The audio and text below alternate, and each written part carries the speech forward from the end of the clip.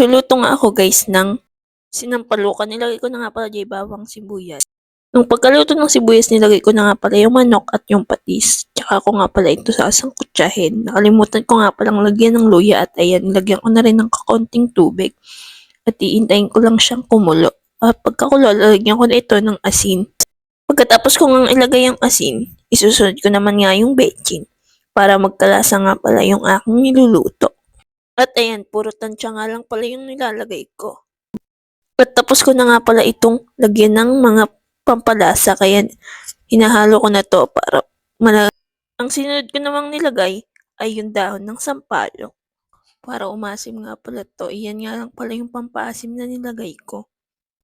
At ayan, pinagpatuloy ko pa rin nga pala yung paghahalo nito para mas kumalat yung dahon ng sampalok.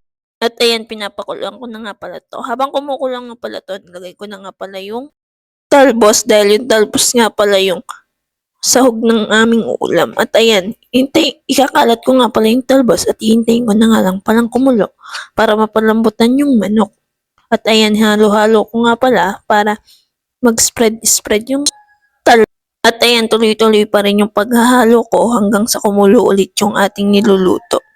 Ganyan lang karaming tubig yung nilagay ko guys, para hindi masyadong maraming sabaw.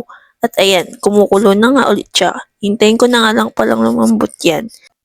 Hahaluin at i-check ko nga pala ito. At ayan, hahalo ko na at i-check ko na kung maging malambot na yung manok. Para pag malambot na yung manok, papatayin ko na yung kalan. At ayan, patuloy pa rin ako sa paghahalo kasi iniintay ko nga lumambot yung manok.